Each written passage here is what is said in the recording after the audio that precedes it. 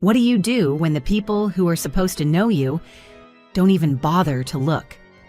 I'm Clarice Dalton, and I've spent my adult life behind a bench listening to the worst of humanity try to twist the truth. I know how people lie. I know how they perform. But nothing prepares you for betrayal when it comes in soft tones, silk dresses, and a sister's carefully rehearsed smile. The invitation arrived on a Wednesday. Glossy white envelope, rose gold trim. The scent of some cloying floral perfume still clung to it like a warning. Inside the card read, "Join us in celebrating the engagement of Camille Dalton and Jonathan Pierce." There was no personal note, no hope you can make it, or even a "we'd love to see you," just cold print and a name printed in bold hers. Not mine. I wasn't even sure why they sent it. Then came the text. "Hi, sis. Don't feel like you have to come if you're busy. Jonathan's family is kind of high profile, so maybe don't wear anything too serious, okay? XXC not too serious." That's what stuck with me, as if my seriousness was a flaw, as if it hadn't built every brick of my life. Camille had always seen me that way, rigid, cold, forgettable. I was the sister in the shadows, the one buried in books, the one who didn't giggle at the right moments or charm the adults with false sweetness. I was serious, but serious got me a law degree. Serious put my name on court documents and national dockets. Serious made people call me Your Honor. But Camille got sparkle. She was the kind of woman who could talk herself out of trouble before she even walked into it. As kids, she'd break the rules and flash a smile that made my parents laugh instead of discipline. "Camille's just spirited," they'd say. "Clarice, why can't you loosen up a little?" I learned early that silence was safer, that disappearing was easier than being mocked for existing. While Camille danced through high school parties and painted her life in glitter, I stayed in the library memorizing legal precedent and working toward the day I could be someone on my own terms. No one noticed when I got into law school. No one asked when I graduated early. When I was appointed to the bench at 38, the youngest judge in my district, I sent my parents a copy of the newspaper article with my photo on the courthouse steps. They never called, not once. But I didn't send it for them. I sent it for the silence. So when the engagement invitation came, something in me shifted. Not with rage, not with heartbreak, something quieter, colder, like a door finally closing. I didn't need their applause. I had earned something heavier respect, and I was no longer interested in being erased, so I bought a black dress, tailored, understated, just like my robes in court. I booked my own flight, rented my own car, declined the hotel Camille so generously offered. I didn't want their room or their story. I wanted the truth, mine. Because after years of being reduced to background noise in Camille's curated life, I was done shrinking for the comfort of people who never bothered to ask who I'd become. And the truth, they were about to find out. The estate sat perched on a hill like it was judging the world below. Glass walls, manicured hedges, a valet station lined with men in crisp uniforms who opened doors like they'd been trained in choreography. Everything about the venue screamed one thing: appearances. I arrived 5 minutes early, always 5, never more. Enough to show respect, not desperation. I watched from the rental car as guests filed in draped in designer labels and polite laughter. Camille's world was full of people who practiced charm like it was a second language. It was always a performance, and she was the star. I stepped out of the car heels, clicking against stone, the wind teasing the hem of my black dress. I walked through the entrance alone. No grand announcement, no warm greeting. The hostess offered me a champagne flute and a rehearsed smile. "Welcome," she said, eyes flicking past me almost instantly. She had no idea who I was. Perfect. Inside the room buzzed with the kind of energy that lives on forced smiles and small talk. Chandeliers hung like frozen fireworks above us, casting gold light over every Instagrammable surface. Camille floated through it, all sequin dress, sparkling arms extended like a pageant queen, laughing too loud, kissing the air near cheeks she didn't care about. I lingered near the back, partially hidden by a floral arrangement the size of a toddler. Sip, observe, disappear, a skill I'd perfected in childhood. Then I saw them, my parents. My father stood near the open bar, eyes blank, nursing a whiskey with the same detachment he'd always worn at our dinner table. Present, but never involved. My mother was a different story. She wore a blush pink dress at least 20 years too young for her, and a pearl necklace I recognized because I had mailed it to her 5 Christmases ago. She never thanked me, never even acknowledged it. Now it sparkled on her neck like it had always belonged to her. Fitting. She spotted me, hesitated, smiled faintly like trying to place a face she should know. Then she turned back to her circle without a word, not a wave, not a nod. Just silence. It was always like this. Camille performed. They applauded. I existed off stage. I found a seat tucked behind an absurdly large centerpiece, white orchids exploding out of crystal. Perfect spot. Out of view, but not out of place. And then she saw me, Camille. She approached like a reality TV hostess, champagne in one hand, the other, grazing every arm she passed.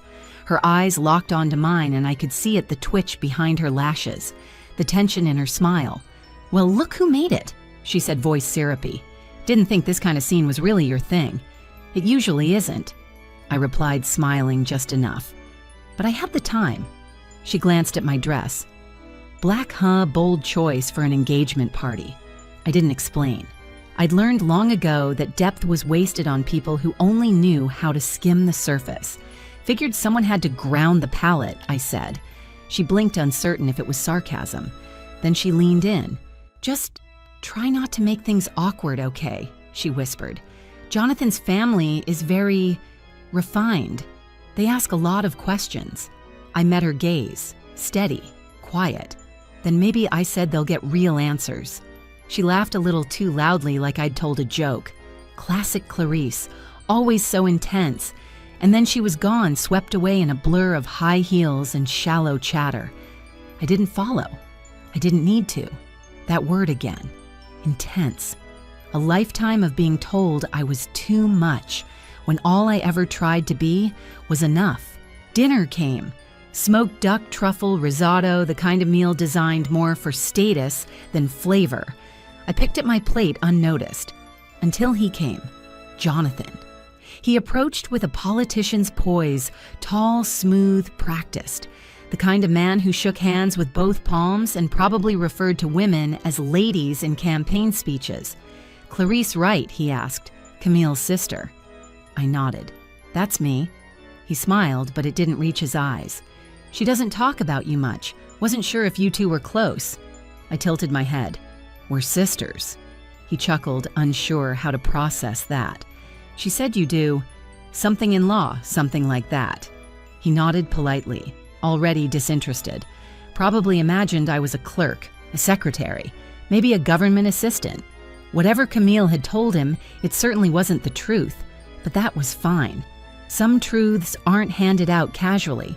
They're revealed when the timing is right. And that moment, it was coming. The clinking of forks against glasses signaled the shift. It was time for speeches. Camille rose from her seat, radiant in sequins that caught the chandelier light, like broken mirrors shining blinding sharp. She held her champagne with one hand and tapped her fork against the glass with the other. The room quieted with automatic precision, as if everyone knew their cue. She basked in it. The hush, the focus, the adoration. "I just want to thank everyone for being here tonight." She began, voice soft but calculated for acoustics. "Truly, I feel so lucky." Laughter, sighs, affectionate nods. I know this may come as a shock. She giggled, pausing just long enough. But I wasn't always this put together. More laughter. Behind my glass of water, I said nothing.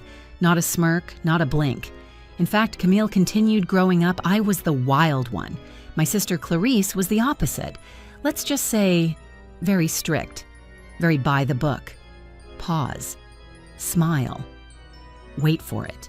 She once filed a formal complaint because I borrowed her sweater without asking. I was 13. The crowd erupted in laughter. Polished, performative. The kind of laughter people give not because it's funny, but because they've been invited to belong. I didn't move. My fork lay idle beside my untouched duck. She's always been that way, Camille went on, waving a manicured hand. Judgy, rigid. Honestly, I'm just grateful she showed up tonight. She's not big on family gatherings or, you know. She paused again, then delivered the punchline with a wink, smiling. Heads turned, eyes flicked to the far corner, my corner. She was looking right at me now, holding the gaze, daring me to react. I gave her nothing, just a small smile, calm as glass. Next to her, Jonathan nudged her playfully. Be nice, he said, chuckling like it was all harmless. Then he looked toward me, half laughing, half performing. But really, we're lucky she made time. Camille added, you work in... What was it? County records, Jonathan jumped in. Or maybe admin, he asked. Either way sounds like important paperwork. The insult wasn't even sharp, it was small. And that's what made it worse. They thought they were amusing. They thought I'd smile politely as I always had and let the room laugh me back into silence. But that's the thing about silence. It doesn't mean surrender. Sometimes it's just waiting.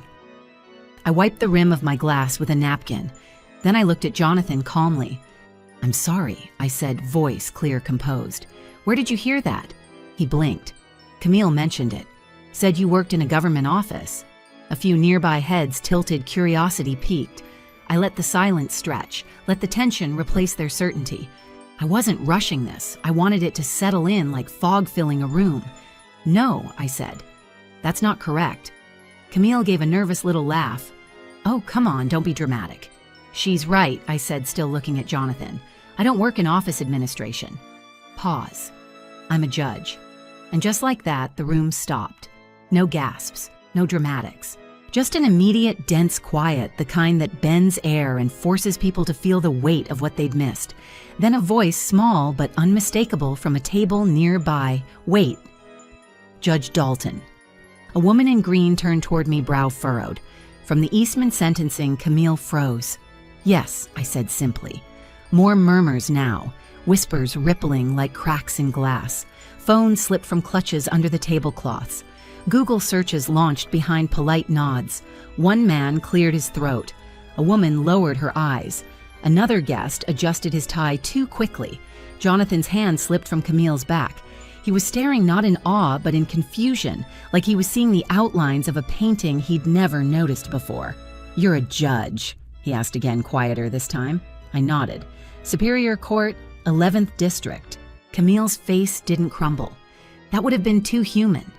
No, her expression shifted from smug to stunned.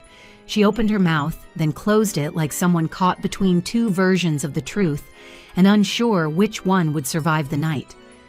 I didn't know you were still doing that, she mumbled. I thought you gave it up. I stood, not abruptly, but with intention.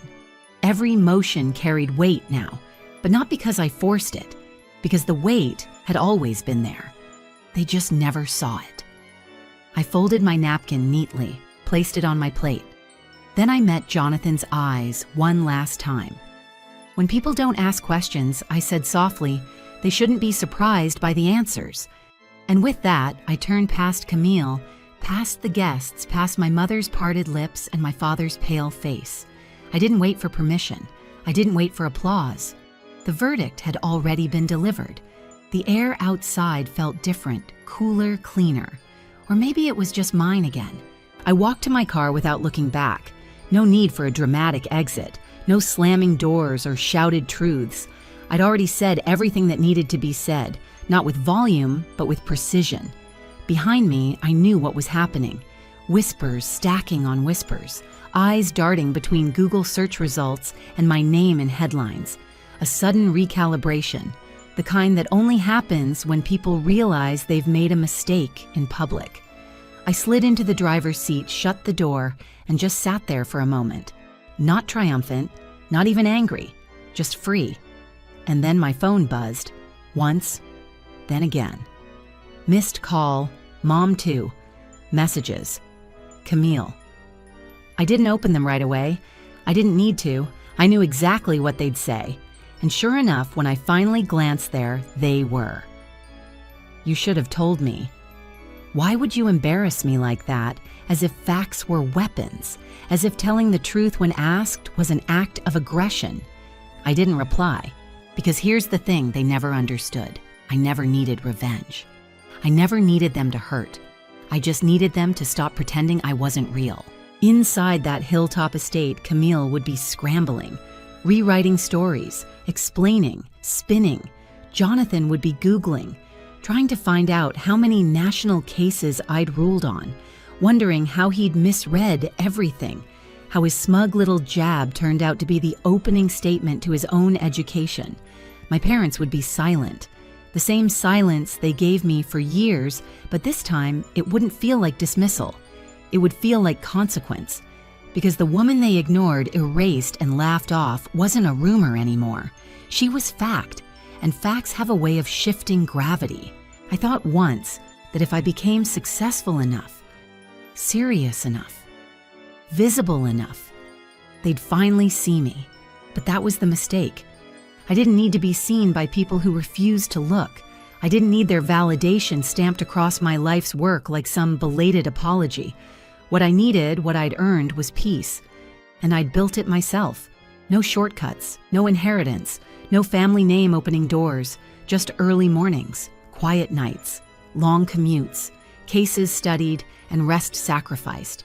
The unglamorous grind of consistency. And with that, I realized something else. They hadn't failed to see me because I was invisible.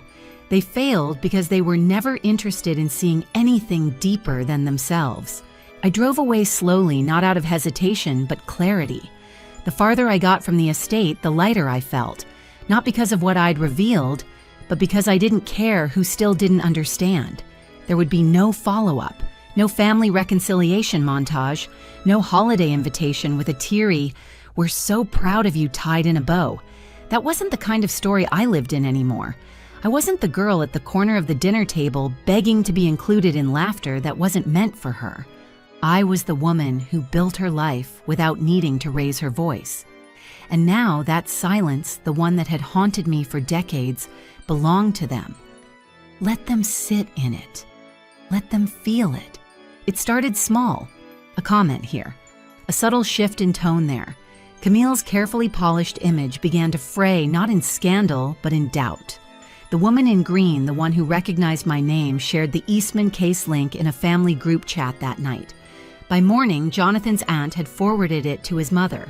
By lunch, half of Jonathan's family had browsed my court history, like it was a Wikipedia page. That's the thing about truth, it doesn't need a stage. It spreads quietly, powerfully. And when it finally arrives, it's impossible to ignore. Camille, the self-proclaimed socialite with perfect stories and exaggerated credentials, had made a mistake. She bet on appearances over substance. And substance, well, that was always my domain. The texts started again the next day. "Can we talk?" "You didn't have to do it like that. Jonathan's family thinks I lied. You made me look stupid." Still, I didn't respond. Not because I wanted to punish her, but because I didn't owe her anything. She didn't invite me because she wanted me there. She invited me so she could control the narrative, to keep up the illusion. And when I didn't play along, when I simply existed as myself, it disrupted the entire production. That wasn't cruelty, that was clarity. According to whispers, Jonathan had questions. He started asking about Camille's resume, her past internships that somehow never had managers willing to vouch for her. The PR agency she claimed she was in talks with, turns out they'd never heard her name. The shine began to dull. He was engaged to someone who had spent years curating a fantasy while dismissing the only person in the room who had built a reality worth respecting. And for the first time in her adult life, Camille couldn't charm her way out of it. She tried, of course. Social media posts flooded in a carousel of engagement party photos, lengthy captions about blessed moments and beautiful sisters. I wasn't tagged. I wasn't even named. But she left a vague line buried in the third paragraph, so grateful for family, even the serious ones, who don't always show it but mean so much. I almost laughed. Even now, she was editing the past in real time, trying to rewrite history with hashtags and humble brags, as if a filtered caption could patch the cracks in her story. But I didn't correct her. I didn't need to. because for once other people had seen it. They'd seen her and me without the script she usually handed them, and no amount of charm could change the impression that had already been made. I didn't feel victorious. This wasn't a win in the dramatic sense. There were no trophies, no cheers, no gloating. It was quieter than that, more permanent. What Camille had spent her life performing, I had lived. What she tried to fake, I had fought for. And that kind of difference doesn't need defending. It just exists, firm, unshakable. Jonathan never reached out to me. He never apologized. But a month after the party, I got a brief email from one of his cousins, someone I'd barely spoken to at the event. It read, "Didn't get the chance to say it that night, but I've followed your rulings for years. You've made a real impact. Thank you for what you do." There it was again. Not applause, not recognition, just truth. And for someone like me, truth has always been enough. Some people think the worst pain comes from being forgotten, but I've learned something else. It's not forgetting. That hurts. It's being deliberately overlooked, minimized, rewritten in real time by the people who once rocked you to sleep. But pain doesn't last forever. It changes, refines, hardens into something stronger. I no longer wake up wondering why they didn't clap when I graduated early, why they didn't call when I passed the bar, or why they never said we're proud when I made judge. That story is finished. I close that chapter without a final sentence from them, and I'm better for it. My chambers are quiet most days. That kind of sacred quiet that fills the room after something powerful has been said. It's a space I built not with permission, but with persistence. Each decision I render is weighted with law precedent and the quiet strength I've carried since I was a child, hiding in corners with casebooks while my sister performed for dinner guests. Every gavel drop is a reminder I didn't need their spotlight. I needed my seat at the bench, and I claimed it. I never spoke to Camille again about that night. Not because I was angry, but because I was done explaining myself to people who only listened when it served them. She sent holiday cards that year. Photogenic smiles, gold foil a dog I didn't know they had. My name was spelled right. That was new. Still no mention of what had happened. No attempt to unpack the truth. Just the same performance, the same script. I tossed it in the trash. My mother eventually called, left a voicemail that danced around apology like it might bite. "We didn't realize you'd done so well for yourself, honey. You should have told us. Your father and I, we just didn't know." That was the point, wasn't it? They didn't ask. They didn't care to know until it was embarrassing not to. And by then, the damage was irreversible, not out of malice, but out of decades of neglect disguised as indifference. I never returned her call because I wasn't interested in being reclaimed like some lost family heirloom suddenly deemed valuable. I wasn't missing. I was ignored, and that's a very different thing. Now I sleep well. I wake up with purpose, not proving. I surround myself with people who ask the second questions, who care enough to go beyond appearances, who sit in the quiet and listen. Because they want to, not because they're waiting for their turn to speak. I mentor young women in law, the ones who were told they were too serious, too cold, too much. I tell them what no one told me. They'll call you intense, wear it like a badge. It means they see your power even if they don't understand it. And I smile when they nod because I see it happen the moment their spine straightens and they stop apologizing for existing. My name doesn't echo in my family's dining room, but it carries weight in places they've never entered. Courtrooms, universities, panel discussions where real work gets done and real people listen. That's my legacy, not the absence at Camille's wedding or the silence from birthdays long ignored. My legacy is the life I built when no one cheered, the truth I told when no one asked, the judgment I passed not just in court, but on the lie that you need to be loved to be valid. You don't. You just need to know who you are and never hand that truth over for temporary acceptance. So, no, I don't regret attending the engagement party, because I didn't go for Camille. I went for me, for the quiet girl who used to wonder if maybe she was the problem. I went to look her in the eye and say, "You were never the problem. You were the truth." They just didn't want to see it. And now they do. even if they never say it aloud. Some truths don't need to be shouted. Some truths just settle in the room like verdicts final, undeniable, and entirely earned. Have you ever been underestimated by the people who should have lifted you up? Share your story in the comments. I promise someone else needs to hear it. And if this resonated, hit that like, subscribe, and turn on notifications for more stories of silent strength, strategic power, and undeniable resilience. You don't need the spotlight to matter. You just need to know your own weight and let it speak for you.